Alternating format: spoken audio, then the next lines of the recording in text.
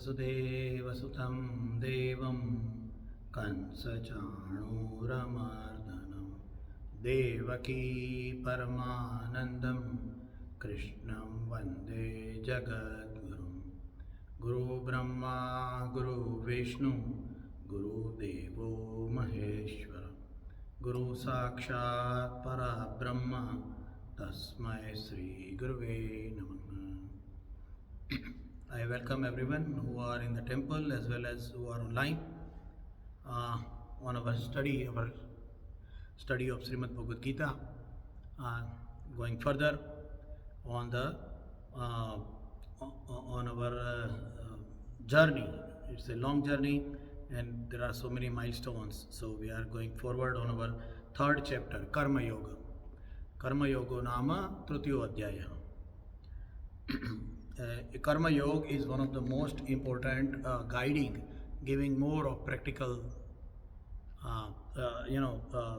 practical advices and practical guideline how we should be living and how should we be behaving in our life.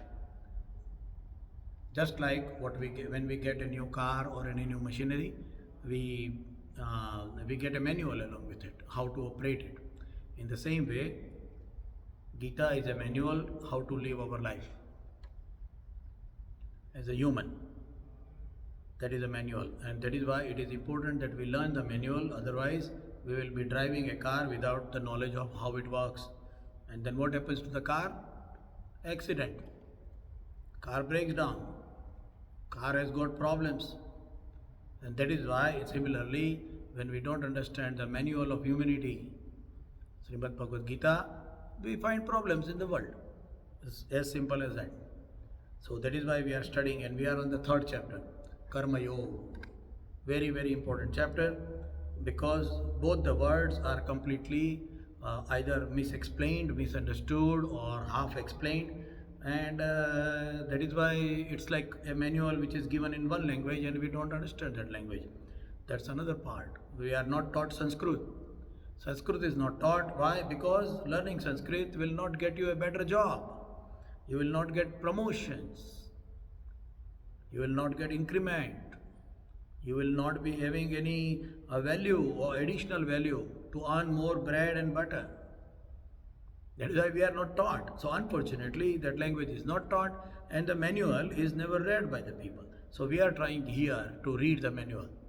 We are trying to understand it in more practical way. So let us go further on that. So because it's a very accurate, anything which is very accurate and detailed is also becoming complex. So we'll try to see that we are making it very or least complex to exactly understand what is a Karma Yoga. And these slokas are in sequence. So unless we understand the earlier sloka, it is very difficult for the person to understand the next part of the sloka. That's the thing. So let us go one by one. So what we have done till now, up to the 7th sloka. Last time we were on the 7th sloka. And what we have done till now, what we have understood from the 7 slokas. So that we will try to recap, because the next 3 slokas are extremely important, which is giving a complete deep dive into the Karma Yoga. So let us understand one by one. So what we have understood till now, let us recap it. One is actions which are common in animal and humans, which is ahara, bhaya, maithunancha, nindra. Eating, sleep, fear and enjoying the sensual happiness, sensual experiences. That is common between animals and humans. And that is why all those actions are not considered under the definition of karma. It is not considered as under the definition of karma. It is not karma. So Karma Yoga is not applicable to those things. In other words, when we say that my karma is to do a job or raise family or get education or education to earn money and again to support the family, and eating and sleeping and taking making fun, enjoying, guiding the youngsters and protection of the family and the society, all that is part of animal. So they are not part of the Karma Yoga. This is the very first thing. We have to then imagine how much of our life is going into a non-karma time. How much of our time is going into a non-karma time is something to be thought about. Anyway, let's go further. So now then we talked about the two parts in the senses. Out of 10 senses, 5 are knowledge senses and 5 of them are action senses. So knowledge senses gives the message to the mind. Eyes, ears, this gives the message to the mind. And knowledge senses are uncontrollable. An eye will always see. When the eye is open, it will see. You cannot tell your mind from your mind or from your intellect to the eye that don't see. It will always see.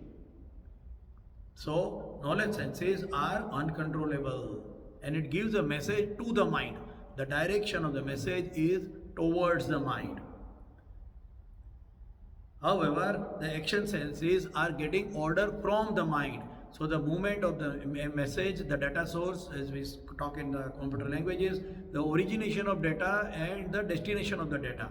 So in case of action senses, the origination of data or the command is coming from the mind side and it is absorbed by the action senses.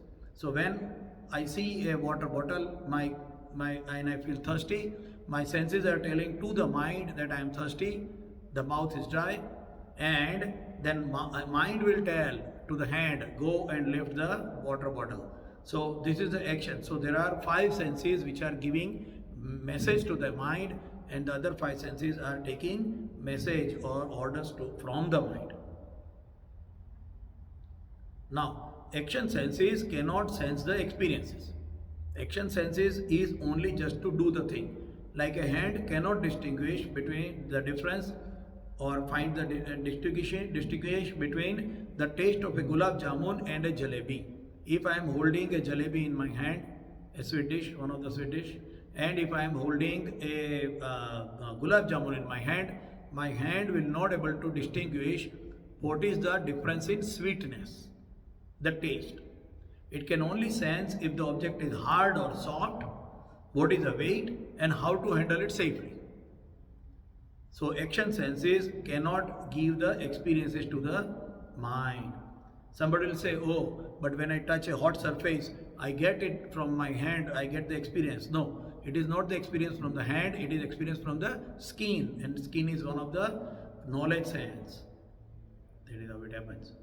So the choices, comforts, last time we talked about it, priorities and experiences is only by the knowledge senses and uncontrollable. But action senses are controllable. I can stop moving my hand. So last time we also talked about, that is why the example of a chariot in the Shrimad Bhagavad Gita, every Shrimad Bhagavad Gita, most of them will find a picture of a chariot. So what is it? The chariot has got 5 horses. Why not 10? If it is told that the horses are senses and the mind is a reins which is controlling it, then there should be 10 horses. Why only 5? The reason is because there are 5 action senses which are to be controlled. The knowledge senses are not controllable. If there is a fragrance coming, the nose will always tell the mind that there is a fragrance coming. Cannot stop it. And that is why in that chariot there are 5 horses and not 10.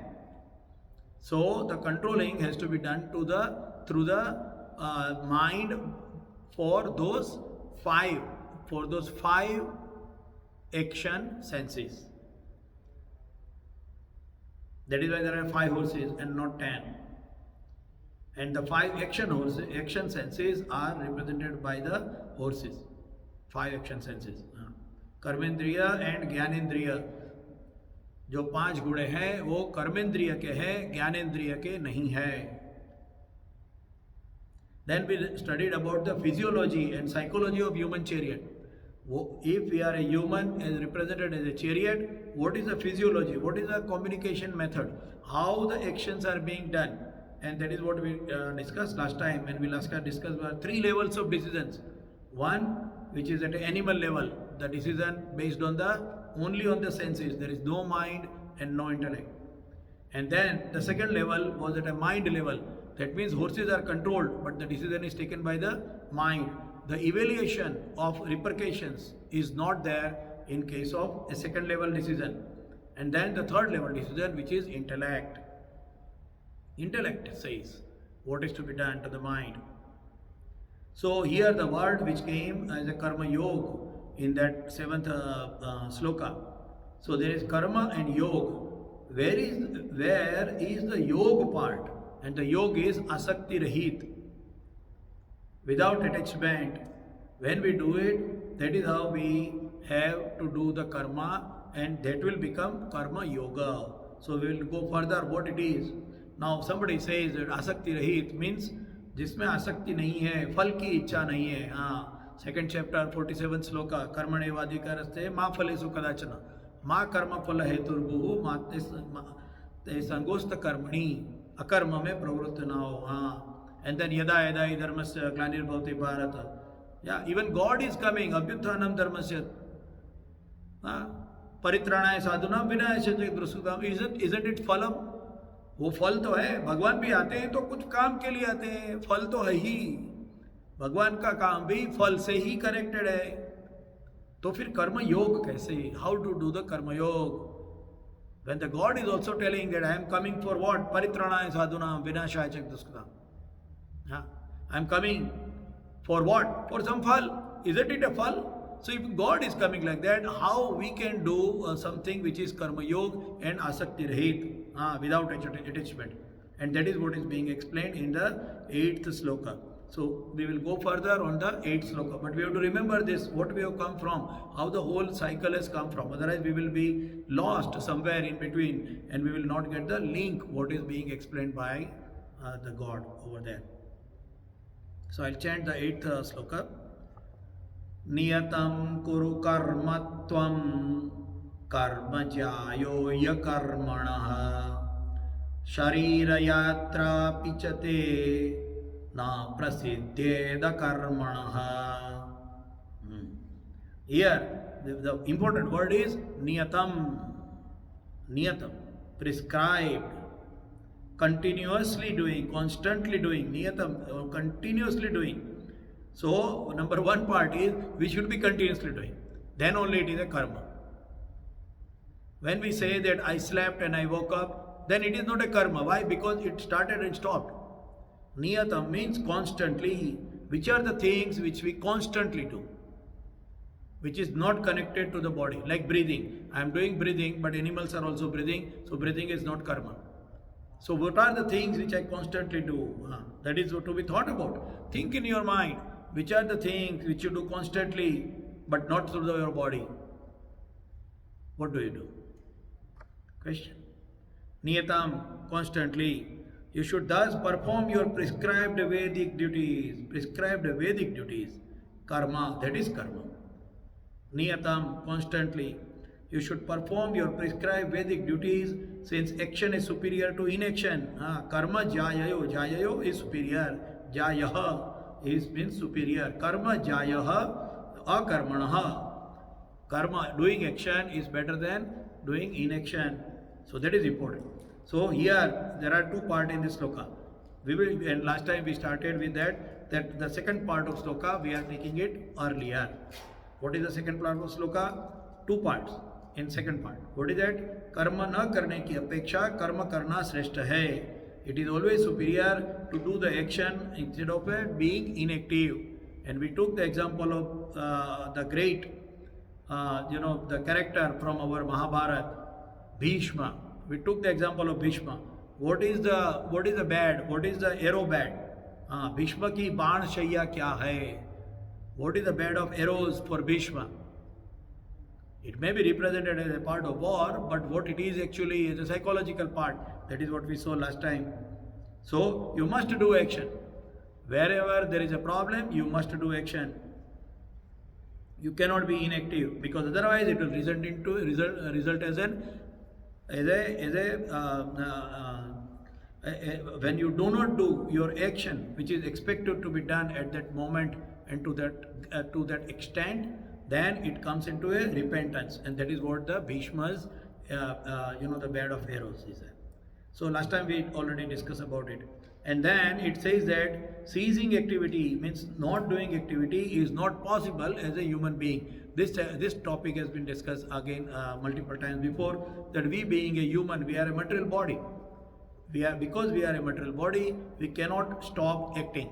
We will feel hungry, we will feel thirsty, we have to breathe, we have to take rest, we have to work, we have to earn money to support ourselves and the family.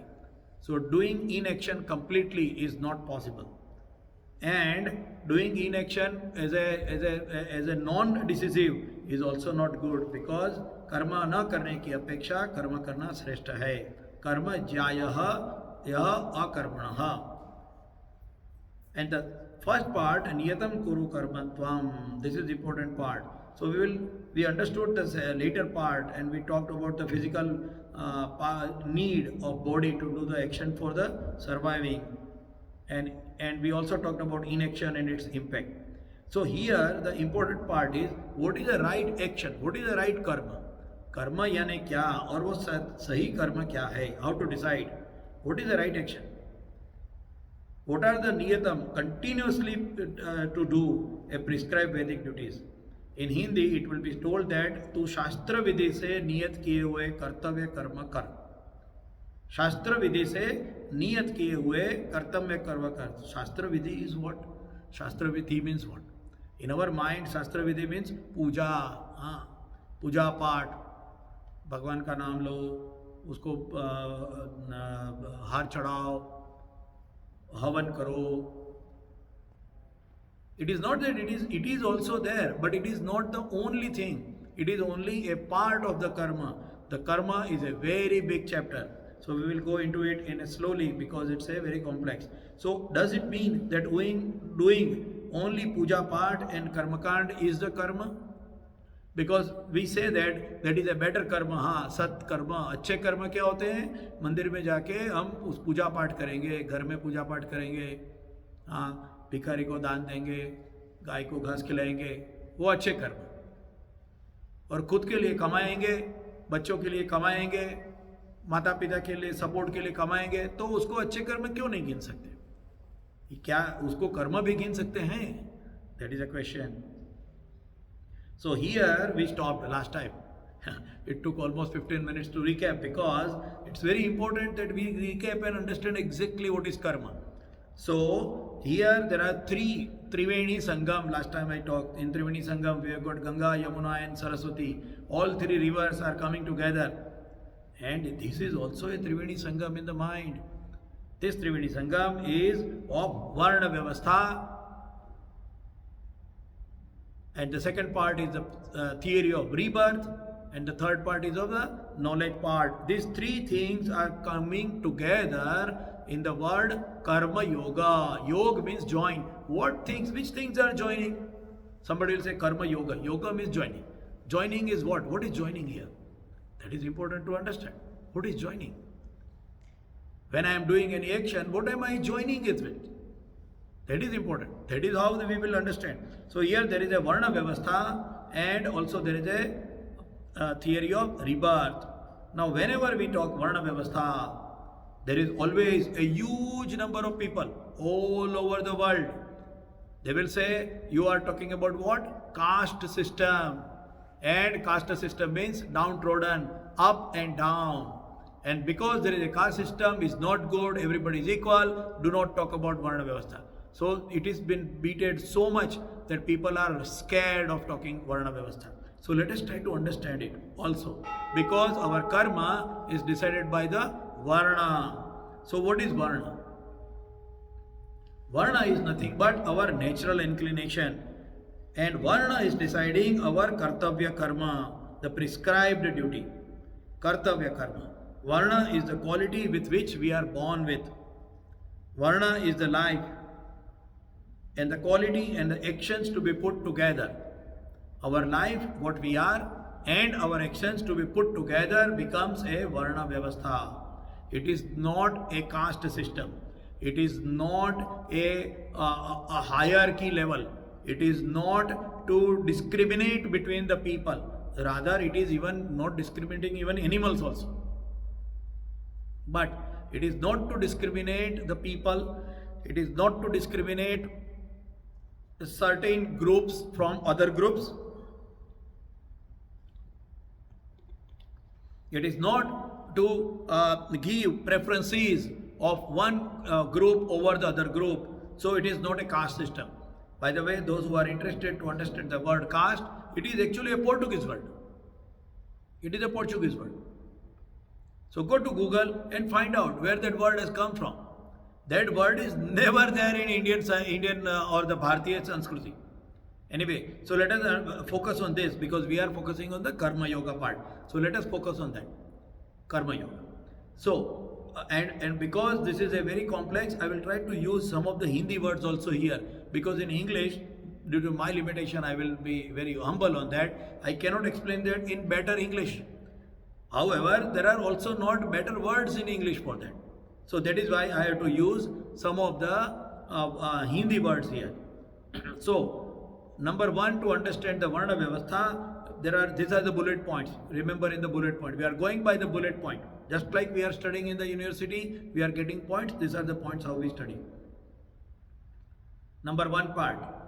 एक वर्ण के लिए जो कोई कर्म स्वधर्म है तो दूसरे वर्णों के लिए वो परधर्म है, यानी कि परधर्म अर्थात अन्यत्र कर्म हो जाता है.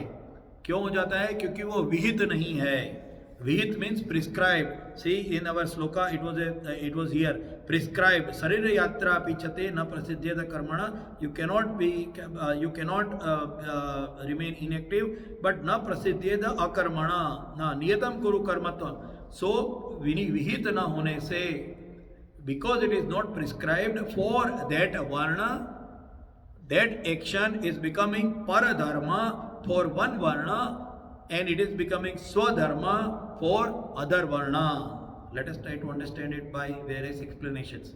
Simple explanation in our life is our actual life. We are Mango people. We are common man. We will understand it from our own experiences. So, if in a brahmacharya ashram, if there is a brahmachari, he is not supposed to take or go into the relationship with a woman in our common mind, right? Of course, brahmachari has got a much larger definition, but in our common sense, a brahmachari is not supposed to get into relationship with a woman. So, for a brahmachari, it is his swadharma not to indulge or make relation with a woman. In a very simple word. Okay. Although I will again repeat, brahmachari is a very large definition. It is not that, but a common understanding is that. But contradicting to that, for a married person, it is important and expected that he is keeping a relationship with the wife. In fact, not having a relation with the wife is not considered as a dharma. गृहस्थी धर्म में बच्चे पैदा करना है, then only you are doing your गृहस्थी धर्म. Because as a गृहस्थ, you are supposed to keep relationship with your wife. In fact, if you do not keep a relationship with your wife, when you are married, then it is considered either as an importance and wife can apply for a divorce. Now imagine, the same guy who was a brahmachari, at that time he was told, do not keep relationship. The guy gets married, now he is told, keep the relationship. That means at various sections, at various levels also, one thing is dharma and then the other thing becomes adharma. Then when the person goes forward in the life, then the thing which was adharma becomes dharma and the thing which was dharma becomes adharma. This is very, very important to understand. That means that at any given time, as per our varna and as per our work, there is a swadharma and there is a paradharma. Prescribed actions and forbidden actions. Yes. Don't see, even in spiritual world also, donating money for food drive is dharma. खाना देना चाहिए, लोगों को खाना देना चाहिए ना, देना चाहिए. जो लोग भूखे हैं उनको खाना खिलाना चाहिए.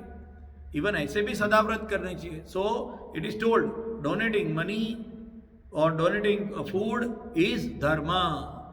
But on the other hand, In the same book it is written that taking anything for free is not dharma, is adharma. कुछ मुफ्त में नहीं लेना चाहिए. एक बाजू से कहते हैं कि मुफ्त में देना चाहिए, फूड ड्राइव, और दूसरी बाजू से कहते हैं मुफ्त में नहीं लेना चाहिए. तो जाएंगे कैसे?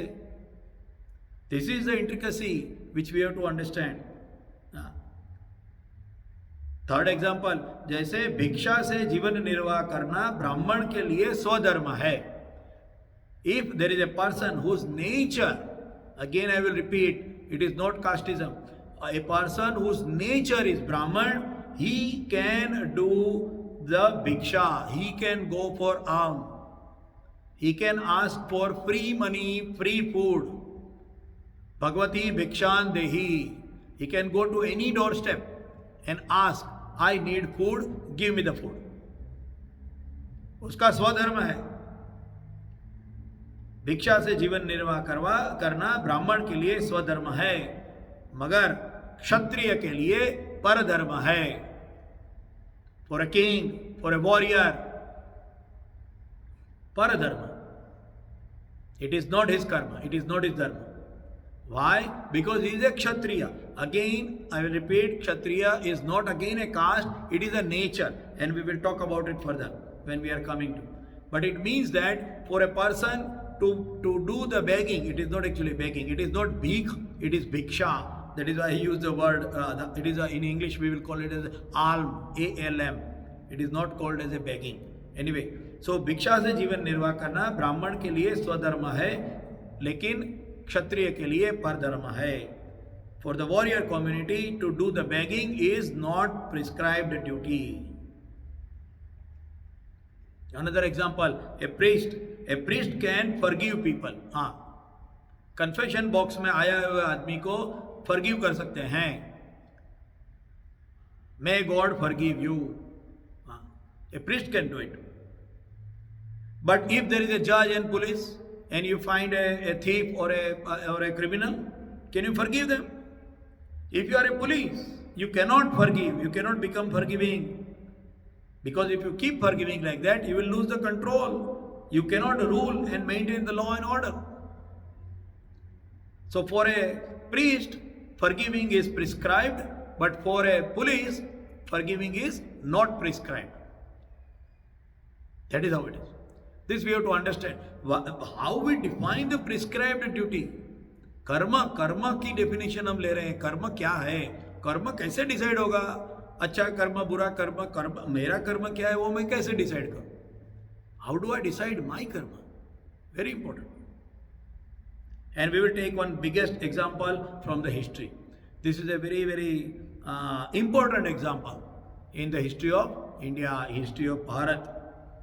And this example is showing how the whole scenario for hundreds and hundreds of years can change by just one thought when somebody is not doing their prescribed duty. Just one person not doing his prescribed duty can result into loss of millions of lives and millions of resources. It can go into disasters, and that is the example we are going to take from the history. And this is the history which is somewhere in 260 BC, 260 BC, and it is about the war of Kaling ki ladai, the war of Kaling. The war of Kaling was fought in ancient India between the emperor who Ashoka, Maurya Vansh, the dynasty of Maurya, and the emperor name was Ashok. And it was between Ashok and the state of Kaling. Remember, it is a state of Kaling. There is no emperor, there is no kingdom. It is a state. And this war of Kalinga happened there. So somebody will say, where is the Kalinga now? So as of today, the present day, it is the state of Orissa or Odisha, what we call in India, and the northern part of Andhra Pradesh. This is the area where the state of Kaling was there. It was an independent feudal kingdom located on the east coast. It was an elected king. It was not a king who has been coming from the dynasty. That is what it was. The war of Kaling. And we are going to take its example. Why? Because it is extremely important. So what happened? In the war of Kaling, in that time, not today, today population is much higher. In that time, almost 250,000 people died. 250,000 people died. Remember, and this dying is by the hand weapons. It is not by somebody putting a bomb and mass killing. So killing 250,000 people means how much atrocity would have happened. That is to be imagined. How much atrocity? Killing 250,000 people with a manual weapons. That was the kind of war it was. Extreme war. And it was fought by the men and women alike. It was fought in every street of Kaling. Ashoka and his warriors were extremely strong and very dutiful. If anybody comes to fight with them in the war, they will kill the person, even if a person is a 12-year-old child or a woman. They will kill the person. That is what is prescribed as a war in that time. So in the Kaling war, what happened that because the state of Kaling was not a dynasty, the people will take part in the war. So people started taking part in the war. And because Ashoka's army was very, very strong and extremely, trained and all, they were facing women and children in the war from the Kaling side. And they killed them. That is why 250,000 people died. Such an atrocity. Kids of age 12 and above fought. 12 साल के बच्चे ने भी हाथ में तलवार पकड़ के कलिंग की स्वतंत्रता के लिए जान दी. That is what is the Kaling war. Very, very, very huge massacre of civilians. Because Kaling was a state, civilians took part in the war. Nowadays also there is a war going where we hear that civilians are taking part in the war. They are not trained soldiers. And they are getting killed. So that is what happened in the war. And what happened? Because Ashoka's kingdom, he was having a bigger army. It was a trained soldiers. Even so many people were killed. But what happened? After winning, when Ashoka walked through the streets, he could not bear the sight of these many dead bodies with all ages and gender. He couldn't. He couldn't take that sight. He see young kids, a 12-year-old girl with a little sword in the hand is cut, is dead on the street. He couldn't take that sight. Even a strong emperor like him couldn't handle that sight. He never expected that the kids and the women will also die in fighting that war. He never expected that. And so many people died. And then what happened? So he understood in his mind that the war is bringing atrocity and heavy loss to the humankind. He understood it. That it is bringing heavy loss to the humankind. Of course, his soldiers also died. But the other side was a huge loss on the Kaling side. So he decided in his mind that the war is bad and using weapons is not correct. Which is true. There's nothing wrong in it. It is true. Wars are bringing losses on both sides, winners as well as losers. So I am personally also completely against the wars. There should not be any war. If we are humans, we can always bring the solution on the table from every side. There should not be a war. Humans should not go into a war. It's only animals should go into a war. Because they have to win the female gender of that animal kingdom. That That is why they have to fight. We should not be fighting because we are having intellect. So I am against the war also. So same thing here. He decided that the war is bad and using weapons is not correct. And right way of winning people is within. Is within. अपने अच्छे कर्मों से दूसरों को जीतो, तलवार की नोक पर नहीं. That is what he decided. Yeah. And the path to salvation is to abandon the world and follow the path of Buddha. That is what he decided. He decided that going war is bad, killing so many people is bad. The path to salvation, the path of the happy society is to follow the Buddha. Buddhism. So he decided, no more war. Everybody is going to follow the Buddhism. He decided. And he made the Buddhism as a religion of the state. He made that Buddhism को राज्य धर्म स्वीकार कर लिया. Buddhism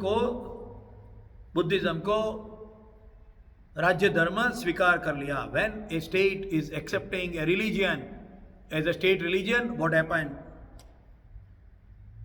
What happened?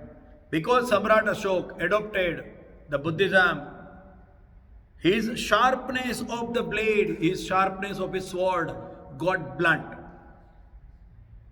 Anybody in the whole society, the message was sent that war is not good.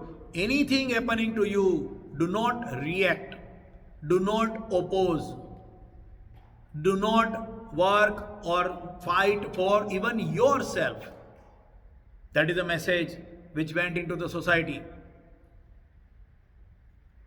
When Samrat Ashok adopted the Buddhism, the sharpness and the strength of his sword, which is required by a Kshatriya.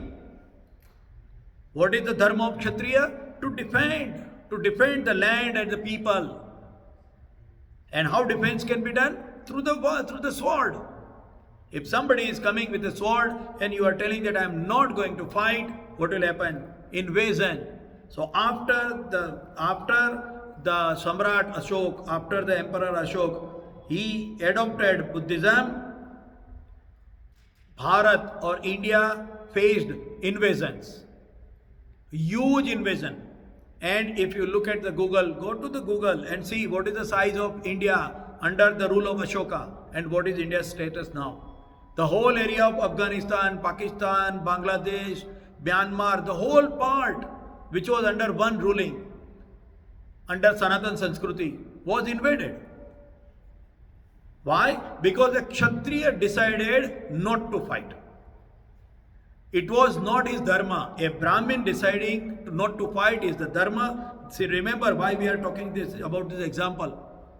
It is not casteism, but a Kshatriya, a person who is designated to defend the society, decides that I am not going to use my sword. What will happen? Outside invaders will come and kill the people.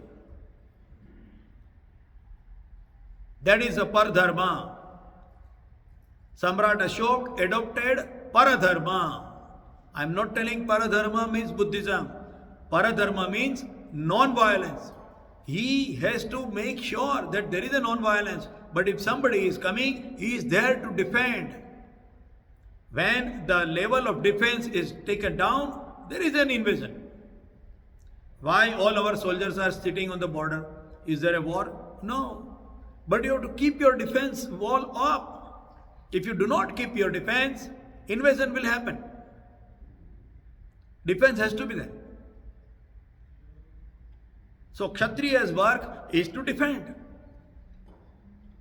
To defend the land, to defend the brothers and sisters in the land, to defend the society, to defend the resources in the land. That is what is the Kshatriya Dharma is. And Ashoka dropped it. He didn't do his dharma as a Kshatriya. And India found a huge amount of invasion. And it lost large lands because of one single thought. he didn't do his Kshatriya Dharma. He didn't understand his Kshatriya Dharma. And this pain was understood by many people. And then there is a great work done by Kumaril Bhatt and Adi Shankaracharya. There is a great work done by Kumaril Bhatt and Adi Shankaracharya. Now we will talk about Adi Shankaracharya and Kumaril Bhatt later on, because we have to keep focus on the Karma Yoga. But that is what happened. From the history we have to learn. If somebody is not doing his or her prescribed duty, it has got a big impact in the world. The bigger you are, the more you should be knowing your Swadharma. If you do not know your Swakarma and you do not know your Swadharma, it will have a large impact in the society. From a very small person to a large, somebody will say, oh, that is Samrat Ashok and all. No, even in our home. If our children are not studying, if a son is not doing a proper study, he is not bringing correct marks, a father should even go up to the level of punishing the child. Punishing the child is his dharma. That is his karma as a father. So it is very important to understand this. And then to re-establish the Sanatan Dharma, it was Kumaril Bhatt and Adi Shankaracharya who re-established the Sanatan Dharma again. And that is what we are seeing now. But we lost a lot. Because it was by a mistake by Samrat Ashok to misunderstand between his Dharma and humanity. His Dharma was not to see that. So here we are understanding own Kartavya Karma. What is my karma is as per my Varna. जैसा मेरा वर्ण है वैसा मुझे काम करना चाहिए. And the second layer to it is निष्काम भाव से करना चाहिए, unattached. And that can be done only by the intellect. Only an intellect can decide what way I should be doing my actions so that it will be nishkam. So the conclusion of all this discussion is, इस प्रकार से निष्काम भाव से कर्तव्य कर्म करना मनुष्य का स्वधर्म है. निष्काम भाव से unattached कर्तव्य कर्म, prescribed duty, doing the prescribed duty while being unattached is the swadharma, your own dharma of a human being. And और सकाम भाव से कर्म करना परधर्म है. सकाम भाव से attached and doing the karma which is not prescribed for you is a paradharma. To perform one's duty selflessly is one's own religion. Again, the word religion is extremely incorrect here because there is no equivalent word of dharma in English. But I am trying to use it here just to explain it. So to perform one's duty selflessly is one's own dharma, and to perform one's duty with the sense of benefit of others, the sense of benefit is other person dharma, that is paradharma. So there are so many things here. One is कर्म का निषेध नहीं है, प्रत्युत सकाम भाव का निषेध है. Yeah, doing your prescribed duty is not forbidden, but having attachment with the karma is forbidden. And here there is no casteism. So I will try to I will try to jump to the 18th chapter to just explain what is the meaning of the Brahman, Kshatriya, Vaishya and Shudra. Because here it is referenced, but we have still not reached 18th chapter. And that is why the confusion can happen. So I will just try quickly to chant those slokas from the 18th chapter. Sloka 42, 43 and 44. So the prescribed duties are what? It is my natural inclination. And my how naturally I am defined, that is how I am having the Varna. So let me do that chanting here. Shamo dapas tapas shaucham, Shamo damas tapas shaucham, kshantirarjavamevacha, gnanam vignanamastikyam, brahma karma svabhavajam. What does it mean? Tranquility, restraint, austerity, purity, patience, integrity, knowledge, wisdom and belief in a hereafter. That means there is the life beyond my present life.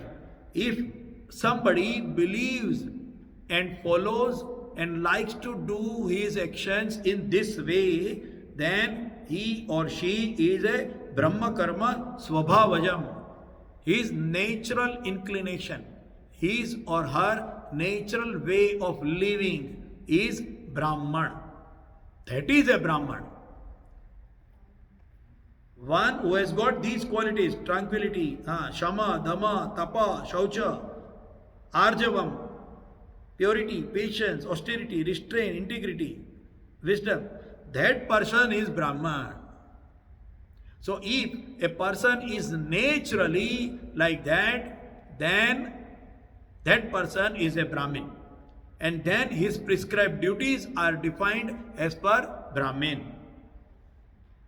Similarly, Kshatriya, Shaurya Tejo Dhruti Daksham Yuddhe Chapya Palayanam Danamishwara Bhavascha Kshatram Karma Swabhavajam.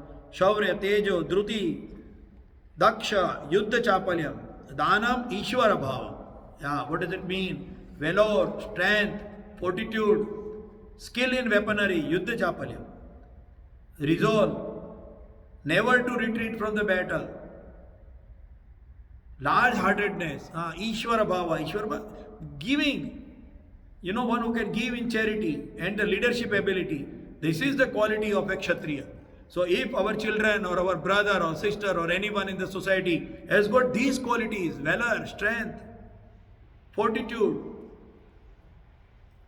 yeah, imagine, simple, if somebody say, oh, it is an old time. No, even today, why we are having corrupt politicians?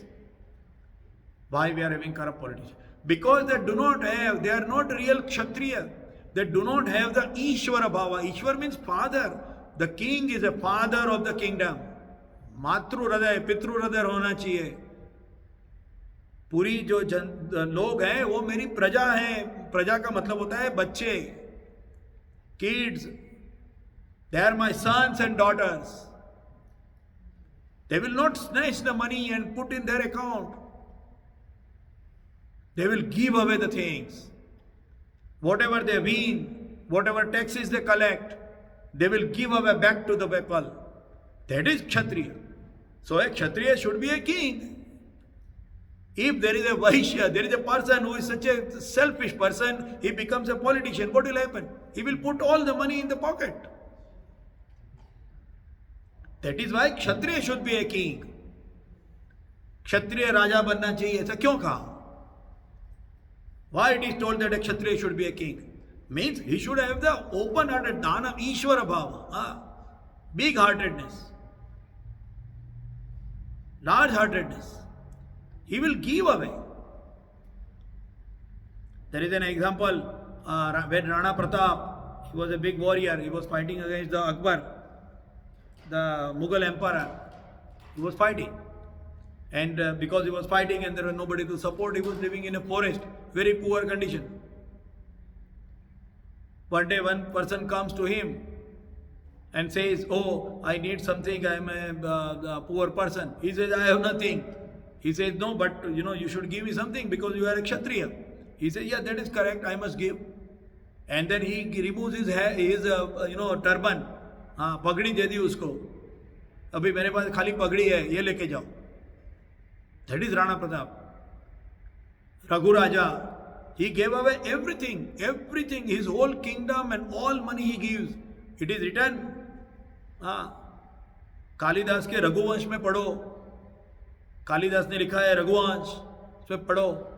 Read into Raghuvansh, the book named Raghuvansh, written by Kalidas, biggest poet in India. Raghu Raja, who has done Ashwamegh Yajna, means he has conquered the world. That person is using a metal, is using an earthen pot to cook the food and eat into it. Earthen pot. One who has conquered the world. Not once, multiple times. In Kashi, even today also there is a Dasha Ashwamegh Ghat. Dasha Ashwamegh Ghat. 10 times conquering the world. This is Raghu Raja and his dynasty. And he is using the earthen pot to eat the food. And when the Kautsa is coming, Vartantu ka Shishya Kautsa, he is coming, I need money to run my Gurukul. You are a Kshatriya, you must give us the money. Gurukul is run by the money which is given by the state. And then he is taking his weapons and going to Kuber, and then the whole story we have already talked. Kuber is, showering the gold coins. So Kshatriya, even though they are in poor, they are in position or not position, they will always give. Kshatriya doesn't mean, in our mind, Kshatriya comes means there is a king who is sitting on a throne, who has got all the ornaments. No, a Kshatriya can be a very poor person, but his nature is valor, strength, fortitude, large-heartedness. That is what a Kshatriya is. Kshatriya doesn't mean only one who is sitting on the throne. One who has got that quality is Kshatriya. That is his Varna. That is his Varna. And then the third sloka, which is telling the other Vaishya and Shudra. Krushi Gauraksha Vanijyam Vaishya Karma Swabhavajam Paricharyatmakam Karma Shudrasyapi Swabhavajam. Yeah. Krushi Gauraksha Vanijyam. Agriculture, dairy, farming and commerce is the nature of a Vaishya. See, when it becomes Vaishya, it becomes taking. I will do the business. Why you will do the business? Because you will make money. Krushi, yeah, it is actually all these professions. There is no quality. If you really, we will go to this sloka, it is important that a Brahmin is by the qualities. A Kshatriya is by the quality and the profession. A Vaishya is by only profession. Krushi, Gauraksha, Vanijyam. And Shudra is not even profession. Paricharyatmakam. One who is having in his mind how to serve the society. Serving, not for self, but for the society. So you can say that a doctor who is not taking any money is a Shudra. He is giving his skills to the society to serve the society. If doctor is taking money and then serving the society, then he may be a Vaishya and Shudra. But mostly Vaishya, because he is taking money. He studied to take the advantage and earn more money for himself. That is why he is Vaishya. Otherwise he is Shudra. But he is not Kshatriya. Or he is not Brahmin. So that is Varna Vyavastha. It is very important to understand that, because otherwise Varna Vyavastha will be understood as a caste system. So if somebody is having that quality, that person has got that dharma, and they should do their prescribed duty as per that dharma. That is what is a prescribed duty. If by my nature I am a Kshatriya, I should go into that profession. I should do that work. And while doing that work, I should have a Nishkam Bhav. That is karma and yoga together. That is how we do the yoga. Now somebody will say, yeah, this is a theoretical thing, we see this, but how exactly to do it? If I am a Brahmin, and if as a Brahmin I have got these qualities which are told to me that, dana, tranquility, restraint, austerity, how do I perform it? How do I perform? Now I understand that I am by my nature, I am this person, but how do I perform? In what way should I perform? And that is why there is a next sloka. So I will chant the next sloka here, which is 9th sloka of 3rd chapter. Yagyarthat karmano nyatra lokoyam karma bandanaha tadartham karma kaunteya mukta sangha samachara. Yagnartha, here the word Yagya has come. The first time the Yagya word has come here, and we have to understand the Yagya word. Let us first understand the meaning of the sloka. Yagyarthat karmano anyatraha. Yeah. Yagnartha, for the sake. Now here, unfortunately, you will even find Google also and everywhere. Yagna is is translated in English as sacrifice. The word yajna is translated as sacrifice, which is a completely incorrect word. But we will have to use that word because these lectures are in English. So, but I will try to use both at the same time so that we understand when I use the word sacrifice, it is actually the yajna part. So, let us understand first the meaning. Work must be done as a yajna to the Supreme Lord. Otherwise, the work causes the bondage in the material world. Therefore, O son of Kunti, Kaunteya, O son of Kunti, for the satisfaction of God, to perform your prescribed duties without being attached to the results. So the God will be satisfied when we do our prescribed duty without attachment. Mukta Sangha Samachara, Samachara, perform properly, perform the duty. Mukta Sangha, free of attachment. Lokoyam karma bandhana. If you have that, otherwise anyatra lokoyam karma bandhana. Lokoyam means in this material world karma bandhana. It will give you a bondage. In Hindi, it will mean that yajna ke liye kiye hue karma ke atirikt means other than the yajna karma. यज्ञ के लिए किए हुए कर्म के अतिरिक्त अन्य कर्म में प्रवृत्त हुआ पुरुष कर्मों द्वारा बंधता है. इसलिए हे कौंतेय, आसक्ति को त्याग कर यज्ञ के निमित्त ही कर्म का सम्यक आचरण करो. That is the meaning in Hindi. Now, let us think about it. Yajna, very, very important word. Yajna. Probably we have to take it like next time also because there are 3 minutes left and explaining a yajna with 3 minutes is challenging. In our mind, what is yajna? Very simple. Whenever somebody says yajna, in our mind a scenario is coming. Number one, there is a big Vedi. Yeah, there is a big fire pit, and in that there is a big fire going on, and then there are people sitting around it, Brahmins and the pujaris and all the purohit, and then there are yajmans, and they are all putting so many things in the fire, and there is a huge chanting of slokas going on. That is yajna in our mind. There has to be a fire. And there has to be a people who are chanting sloka. Which sloka? The sloka of the the prayers. भगवान के श्लोक. श्लोक बोलते हैं, आजू बाजू में पंडित पुजारी बैठे हैं, यजमान बैठे हैं और अग्नि में आहुति दे रहे हैं. That is in our mind yajna. That is the only thing in our mind as yajna. When yajna is there, that is what has to be there. And then there is a lot of food, lot of donations also. Lot of donation, lot of food for the people. All the garlands, flowers, chandan, tilak, all that. Celebration. And that is considered as a yajna. As of today, we think that is a yajna. That is the impression of a yajna. Of course, on yajna also there is a sloka going to come, but we will try to understand it here before.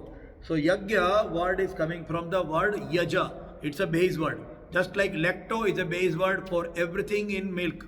In English, lacto intolerance. Somebody who has got intolerance towards the milk, drinking milk or milk products. So lacto, just like it is a base word, yaja is a base word for yajna. Yajna word has come from the word yaja. Yeah, this is a word. So here God is, here it is visible that the God is clearly telling that doing actions as or with a specific mindset is yajna. So what a yajna or yaja means? It has got 3 parts. Yaja has got 3 parts. And it is Deva Puja, Sangati Karan and Maitri Karan. In English, it is prayer for deities, making connection and making friendship. That is yajna. So next time when we come, we will start from here, that what is yajna. The prescribed duty without attachment is yajna. And how to do a yajna, what is a yajna, we will see next time. It is already 11 o'clock. So I wish everyone a nice weekend. Take care of yourself. It's a lot of cold outside. And we will meet again on Saturday at Durga temple, 10 to 11 next weekend. Till then, I wish everyone a good time. Vasudevasutam Devam Kansachanuramadhanam Devaki Paramanandam Krishnam Vande Jagadgurum Guru Brahma Guru Vishnu Guru Devo Maheshwara Guru Sakshat Para Brahma Tasmai Sri Guruve Namah.